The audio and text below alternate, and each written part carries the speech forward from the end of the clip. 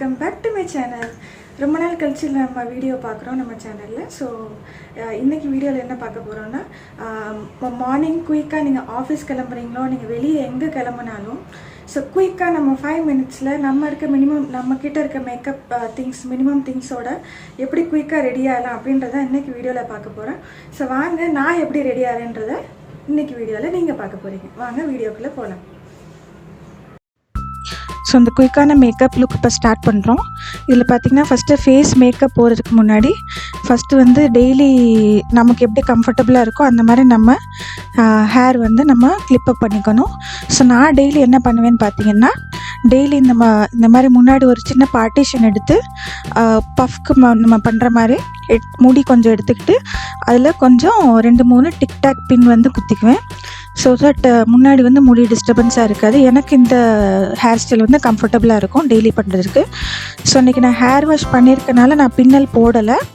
So இந்த மாதிரி முன்னாடி சின்ன பார்ட்டிஷன் எடுத்துகிட்டு அதை நல்லா கோம் பண்ணிக்கணும். கோம் பண்ணிவிட்டு நான் ஒரு 3-4 டிக்டாக் பின்னை பண்ணிக்குவேன். ஸோ தட் அது டைட்டாக ஃபிக்ஸ் ஆகிடும். ஸோ இதுக்கடுத்து பார்த்திங்கன்னா கீழே இருக்க ஹேரை நல்லா கோம் பண்ணிவிட்டு நான் இன்றைக்கி பின்னல் போடலை. சிம்பிளாக ஒரு ஹேர் பேண்டு மட்டும் போட்டுக்க போகிறேன். ஸோ லாங் ஹேராக இருக்கனால டெய்லி என்னால் இந்த மாதிரி ஃப்ரீயாக விட முடியாது. மெயினாக பார்த்திங்கன்னா நான் பின்னல் தான் போடுவேன். ஸோ என்றைக்காச்சும் ஒரு நாளைக்கு இந்த மாதிரி ஹேர் வாஷ் பண்ணிவிட்டு இருந்தால் ஸோ இந்த மாதிரி நான் ஒரு பேண்டு மட்டும் போட்டுக்குவேன். பட் எனிவே இந்த ஹேர் ஸ்டைல் எனக்கு கம்ஃபர்டபுளாக இருக்கும். நான் ஆஃபீஸ் போகிறப்ப காலையில் பார்த்திங்கன்னா உங்களுக்கு அதில் ஸ்பெண்ட் பண்ணுற டைம் கம்மியாக இருக்கும். அடுத்து பார்த்திங்கன்னா மாய்ஸ்சரைசர் அப்ளை பண்ணுறேன் ஃபேஸ்க்கு. ஃபர்ஸ்ட்டு நான் என்ன மாய்ஸ்சரைசர் யூஸ் பண்ணுறேன்னா பத்தஞ்சலி மாய்ஸ்சரைசர் யூஸ் பண்ணுறேன். ஸோ மெயினாக நீங்கள் டெய்லி மேக்கப் பண்ணும்போது இந்த மாய்ஸ்சரைஸ் பண்ணுறது கம்பல்சரி. ஸோ தட் உங்களுக்கு டே ஃபுல்லாக உங்களுக்கு ஸ்கின் ப்ரொடெக்ஷனாக இருக்கும். அடுத்து நீங்கள் சன்ஸ்க்ரீன் அப்ளை பண்ணுறதா இருந்தால் அப்ளை பண்ணிக்கலாம். கிறிஸ் வந்துட்டான் வீடியோவில். ஸோ மாய்ஸ்சரைஸ் பண்ணிவிட்டு அடுத்து என்ன ஸ்டெப் பண்ண போகிறோம் அப்படின்னு பார்த்தீங்கன்னா, க்ரீம் அப்ளை பண்ணுறேன். ஸோ நான் என்ன க்ரீம் யூஸ் பண்ணுறேன்னா Lakme face magic foundation liquid foundation cream தான். ஸோ இது பார்த்திங்கன்னா உங்களுக்கு ஃபவுண்டேஷன் போட்ட ஒரு லுக் இருக்காது. ரொம்ப நம்ம க்ரீம் போட்டிருக்கோம் நிறைய போட்டிருக்கோன்ற ஒரு ஃபீலிங் இருக்காது. பட் ஃபவுண்டேஷனுக்குரிய ஒரு லுக் இருக்கும். ஸோ எக்ஸாக்ட் ஃபவுண்டேஷன் இது கிடையாது. பட் இது இந்த க்ரீம் எல்லா ஃபேஸ் ஸ்கின் டைப்புக்கும் சூட் ஆகும். ஸோ இதான் நான் ரொம்ப வருஷமாக யூஸ் பண்ணிகிட்ருக்கேன். ஸோ இந்த இது போட்டாலே பார்த்திங்கன்னா எனக்கு ஒரு நல்ல ஒரு ஃப்ரெஷ்ஷான ஒரு லுக் கிடைக்கும். ஸோ இந்த Lakme face magic liquid foundation இதை நான் டெய்லி யூஸ் பண்ணுற க்ரீம். அடுத்து பார்த்திங்கன்னா பவுடரில் நான் இன்றைக்கி யூஸ் பண்ணுற powder MAC's studio fix foundation and powder. So first இது நான் ஃபேஸ் ஃபுல்லாக யூஸ் பண்ணல. எங்கெங்கே எனக்கு கொஞ்சம் டார்க்காக இருக்குது அப்படின்னு ஃபீல் பண்ணுறேன்னா அங்கெல்லாம் இதை அப்ளை பண்ணிக்கிறேன். ஸோ டெய்லி பார்த்திங்கன்னா நான் இந்த பவுடர் அப்ளை பண்ண மாட்டேன். டெய்லி சிம்பிளான பாண்ட்ஸ் பவுடர் மட்டும்தான் நான் யூஸ் பண்ணுவேன். ஸோ இது பார்த்திங்கன்னா கொஞ்சம் வெளியே போகிறேன் அப்படின்றதுனால, ஸோ இப்போ வெயில் வேறு ஜாஸ்தியாக இருக்குது, இந்த பிளாக் ஏரியாலாம் கொஞ்சம் கவர் பண்ணணும் அப்படின்றனால இந்த மேக்ஸ் ஸ்டுடியோ ஃபிக்ஸ் பவுடர் இன்றைக்கி நான் அப்ளை பண்ணுறேன். ஸோ இதுக்கடுத்து பார்த்திங்கன்னா இதுக்கு மேலே இன்னொரு லேயர் ஆஃப் நார்மல் பவுடர் அதான் அப்ளை பண்ண போகிறேன். ஸோ இது அப்ளை பண்ணோன்னா பார்த்திங்கன்னா டிஃப்ரென்ஸ் தெரியும். ஸோ உங்களுக்கு அந்த கொஞ்சம் ரொம்ப பிளாக்காக இருக்க ஏரியாலாம் கவர் ஆயிரும். ஸோ இதுக்கடுத்து பார்த்திங்கன்னா நம்ம நார்மல் பாண்ட்ஸ் பவுடர் அதை கொஞ்சமாக கையில் எடுத்துகிட்டு ஜஸ்ட் அப்படியே கையை வச்சு நான் ஃபேஸில் அப்ளை பண்ணிடுவேன். ஸோ நீங்கள் பவுடர் பஃப் யூஸ் பண்ணுறதா இருந்தாலும் யூஸ் பண்ணலாம். ஸோ இதான் உங்களுக்கு சிம்பிளாகவும் இருக்கும். காலையில் சீக்கிரமாகவும் நீங்கள் கிளம்பிடலாம். ரொம்ப டைம் ஸ்பெண்ட் பண்ண வேண்டியதில்லை.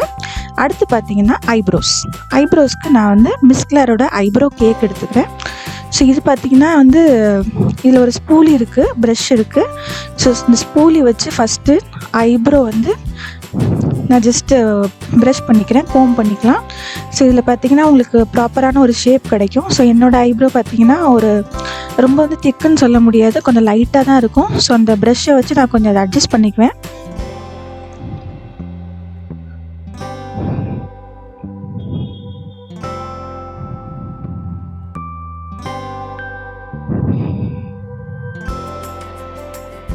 ஸோ அடுத்து வந்து அதில் இருக்க பிளாக் கலர் எடுத்து கொஞ்சம் ப்ரஷில் வந்து கொஞ்சம் லைட்டாக வந்து அந்த லைட்டாக இருக்கிற போர்ஷன் ஐப்ரோவில் இருக்கிறதெல்லாம் வந்து ஃபில் பண்ணிக்கிறேன்.